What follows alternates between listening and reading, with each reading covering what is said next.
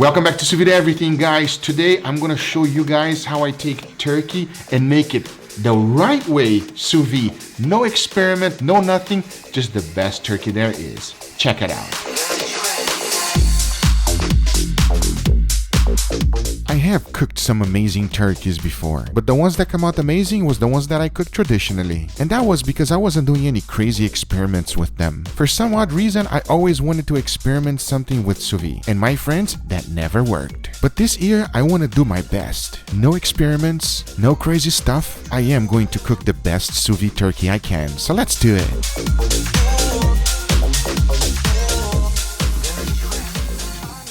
And this is the turkey I'm going to be using for today's cook. In case you are wondering about the weight, it is 10 pounds. In order to cook the bird to perfection, we must separate the meat. As you've seen, I've tried to cook the whole thing, and that just not work. The dark meat and white meat are completely different from each other. And if you want to have both cooked to perfection, they must be separated. And the butchering is very easy. I started by removing the dark meat. The important thing to keep in mind is the oyster. When you hit the joint, work your knife around it and just cut it out. Once that was done, I jumped right into the other side. It is the same exact process. Once you get the oyster out, everything else comes out like nothing.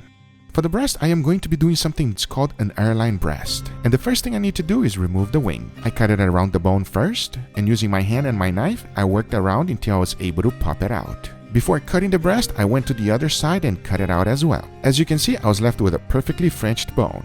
That is exactly what I'm looking for. Then I jump right into the breast. Just cut right in the middle and follow the bone. Make slow, precise cuts, and the only thing to remember is to keep as close as possible to the bone. Once you reach the rich bone, just work around slowly. Some people like to take it out, but I don't think it's necessary. However, if you do take it out, it makes the job easier. Then I'm looking for that joint so that I can pop out the whole wing.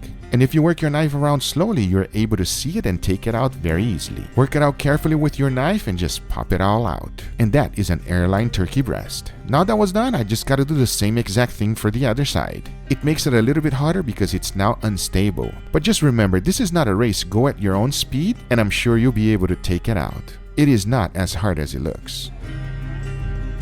These are the airline turkey breast, leg and thighs, and we also got the wings. To season it, I started out with salt. Remember, this is a 10 pounds turkey. Be sure to season it well. Then right after, I jumped into Guga's rub. But now that all is seasoned up, all there's left to do is to bag it and get ready for sous vide. One of my favorite things about turkey, it's not the turkey itself, but it is the gravy. And it's super easy to do. Using the leftover meat, this is how to make it. You want to lay it out on a tray. Now here's what most people will do. They like to put aluminum foil so that the cleanup makes it easy. But this is a terrible idea. Because if you do that, you won't have any fond on the pan. And no fond, no gravy. Let me quickly show it to you. You see after I put it on the oven, it starts getting brown. All that nice juice, it's basically going to get stuck on your aluminum foil. That's not what you want. You want that to stick to the pan because that's flavor. Without that, you can't make gravy taste good. So you gotta let it stick to your pan. After switching pans, you also want a little bit more flavor. So I threw in some onions and celery. And if you like any type of vegetable, add it now. Now all there's left to do is put it in the oven and let it brown. After 30 minutes in the oven, this is what it looks like. You see that golden color stuck to the pan? That will make a very flavorful gravy. Since the cavity has done its job, now it's time to go. Now using the same exact pan, put it in your stove. You're looking at medium heat. Then you want to throw in your turkey stock. I'm using a combination of liquids from the bag and a little bit of chicken stock. Now your goal is to keep it under low heat and scrape that pan and clean it as best as you can. Some parts will be more stuck than others, but if you have patience and scrape it out, everything should come out. Once it has and under low heat, throw in a little bit of flour. Combine it all together with the liquids in the pan. Once all the liquids have been evaporated, throw in the rest of your turkey stock. Now under low heat, you want to mix everything well. If there are any lumps from the flour, just make sure you break them all out. As you are doing this, your gravy will start thickening. And once you're done, you should have a nice clean pan. Now all there's left to do is to get rid of all those things and just keep the good stuff. And for that, I like to use a strainer on a new pan. Now it's looking more like a gravy. If you remember, so far there's no seasoning, so I added a little bit of salt and freshly ground black pepper. To finish it off and give some creaminess, I added some cold butter. That incorporates nicely into the gravy and it tastes amazing. After mixing it all together and your butter has melted, your gravy is done. Now I know what you're thinking, where's the stuffing because you took it all apart? I got your back. I started by browning some bacon. Once that was done, I took it out of the pan so I could use the fond. Then I threw in white sweet onions and cooked it until it was translucent. Then add a little bit of turkey stock, chop fine garlic, mix it well, add the celery, throw back in the bacon, and some butter. You can't make good stuffing without butter, so be generous. Keep your pan under low heat and make sure your butter is cold and incorporate everything into the mix. To have that nice turkey flavor, throw in a little bit of that turkey stock. Using some leftover sourdough bread, throw everything into the mix. Now all there's left to do is to season it well. And for that, I use a little bit of salt and freshly ground black pepper. It is easier to do this in a bowl. Doing it on the pan, you're just gonna make a huge mess. Now all there's left to do is to put it on a baking tray and cook it under 350 degrees Fahrenheit until it's nice golden brown. And once that was done, this is what it looks like.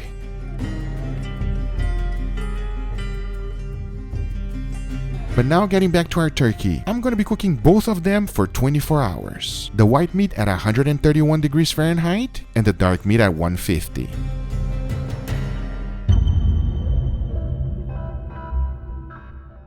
I got the turkeys ready. Both of them cooked completely separate from each other. That way we can concentrate on individual pieces.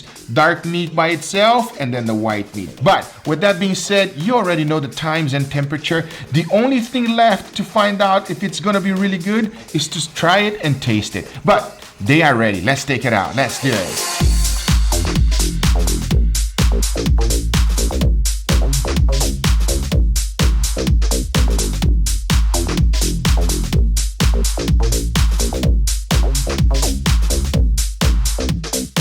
For the first time in my life, I can honestly say that smells amazing. I don't believe that you actually cooked them. Because I know, right? And it's like we're not supposed to do this right. This is a mistake. And it smells good. It does smell good, everybody.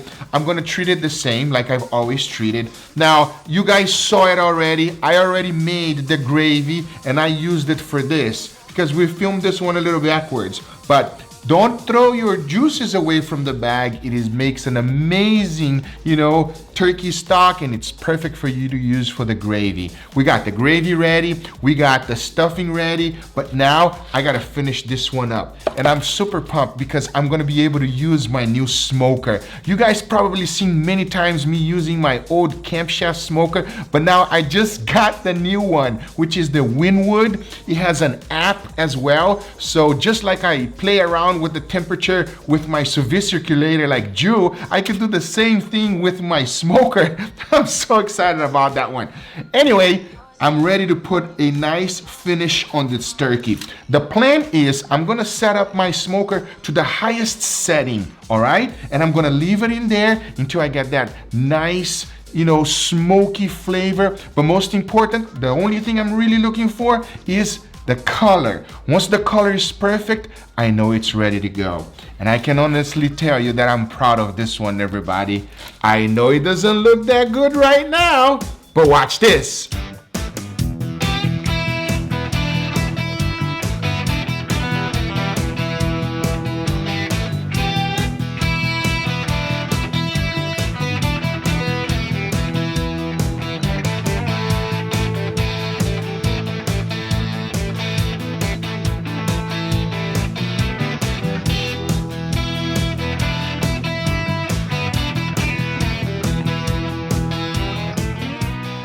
All right, everybody, this is my take on sous vide turkey. Huh? It's a miracle. It is a miracle. What happened here? Not only does it look good, it smells good. It smells amazing. You guys should smell this. I'm a little bit proud of myself. You should be proud of yourself. Thank you, Mama. Thank you. I'm proud of you too. After all those nightmares that we have made, it's finally good to do. What did you call it? The miracle. The miracle turkey. The miracle turkey. All right, everybody. We have a lot of things to try. I'm super excited. Let's start with the breast. The breast was super juicy when I cut it, but the real deal is the taste, yeah? All right, let's do it. Cheers, everybody. Wow. I did it. Wow. I did it. It is good. It is a good turkey. I can say it's a good sous vide turkey. What do you think, Mom? This is the best turkey you ever made. It is juicy. It is tender. It is flavorful. I mean, everything I can ask for in a turkey, it's pretty good. It's amazing. It is good. Now, I'm wondering, you know, I'm a huge fan. Is it Guga rubs? Guga's Rub. That Guga's Rub does miracle, let me tell you. By the way, it's 100% free. You can make it at home. I don't sell it. Every time I say, oh, go get Guga's Rub, everybody think I'm selling it. I don't sell it, everybody. It's for you to make it at home. Now, I want to try with the gravy. Here, are you a gravy guy or no? Of course. Yeah? With the gravy. Cheers, everybody. Add the gravy, man. Oh, Add the gravy. It makes it 10 times better. I'm happy. Having a good lunch today. I'm happy. I can tell right away that the dark meat got a lot more smoke. I even have a little smoke ring. I hope it comes out through the camera. Without the gravy first, yeah? Oh, I was about to touch the I know, right? I just want to dig it in there. No gravy, dark meat. Cheers, everybody. Wow. Dark meat is better. How can you say white meat is better?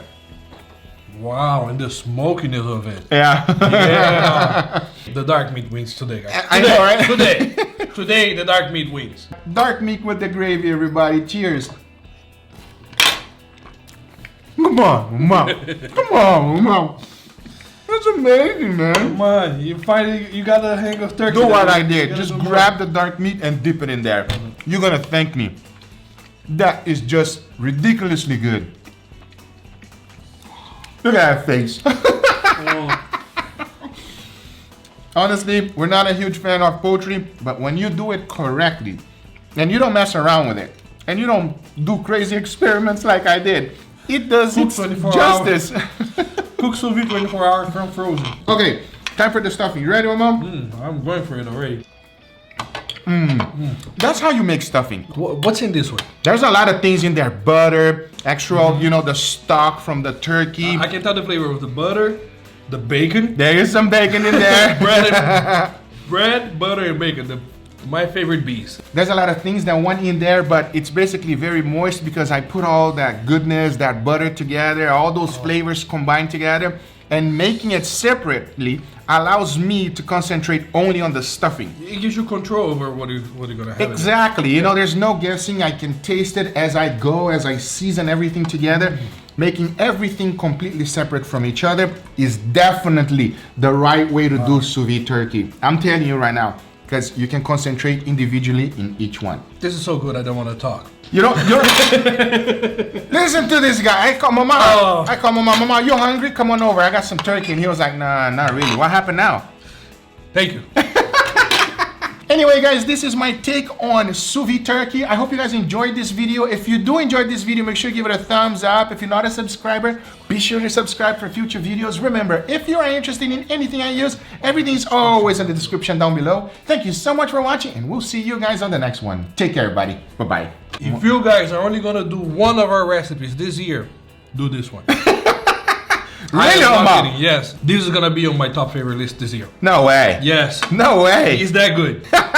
Thank you, Mom. That one during the clean plate. Make sure, if you do it, invite your cousin that does not like turkey, and look at him. You're gonna change his mind. You're definitely gonna change his mind. I guarantee you. See you guys on the next one. Take care, everybody. Bye-bye.